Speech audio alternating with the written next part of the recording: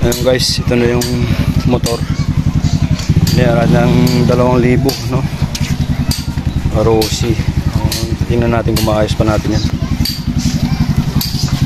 May papel siya kaso lang Xerox. So, pwede na yan.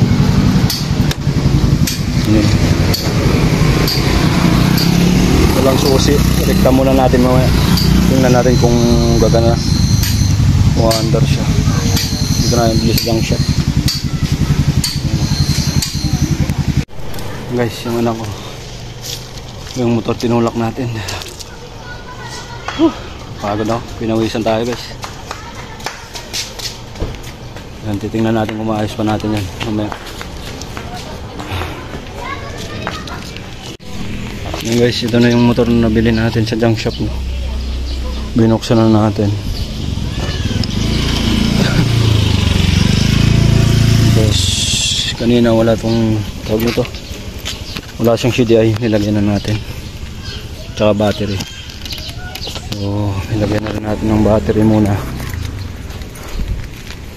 Tingnan natin kung mapa-under natin. Titingnan muna natin kung may kuryente.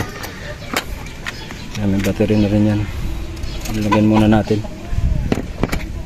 I-check natin ngayon kung may lalabas na kuryente dun sa pinakakanya. Spark plug. Kasi pag may kuryente yan,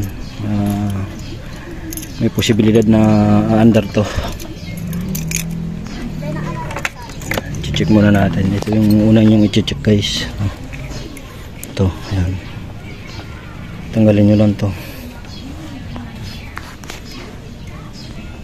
Tinanggal muna natin itong dulo na to ng sa spark plug. Tapos testingin natin kung may lalabas na kuryente.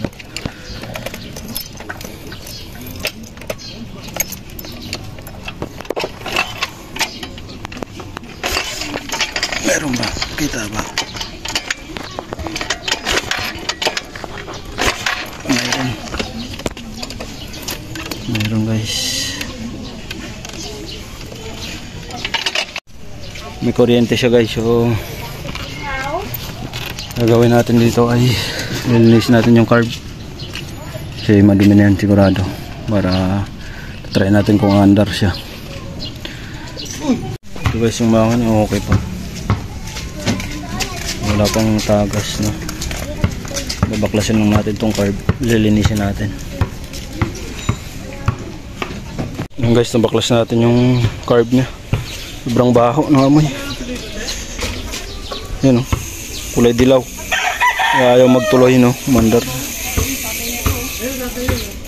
Linisin muna natin to. Yan guys. Hindi na pala. Ito na pala mga duties. Ito, lilinisin lang natin yan. Babalik natin. Tingnan natin kung gagana na siya. Yung guys, ito rin natin yung gas kasi panis na. Marami pa palang gas. Pero wala na, panis na. Iba na yung amoy. Yung guys, nakikabit na natin, nalinis na natin. No? So, lagyan natin gasolina kung maanda na siya.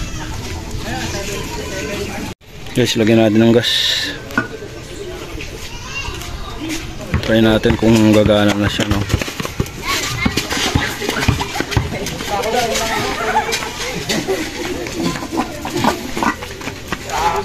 Tingin na natin. Yung guys, naibalik na natin lahat. So, bukan natin panda rin guys kung magana na ba siya.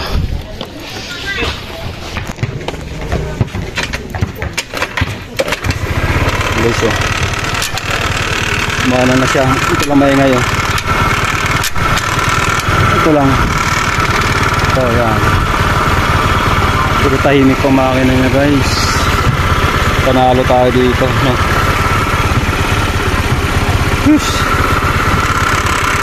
Ito lang maingay ito. Ito sa kanyang padyakan. Yan. Pero all goods pa lahat.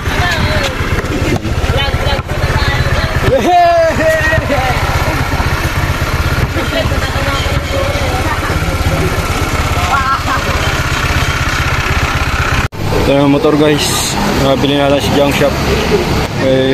Washing muna natin para gumanda-ganda tingnan. Sige, spray mo. Yung anak ko. Sige, bilisan mo. Kaya maubos yung oras. Huwag mo itutok sa kalsada.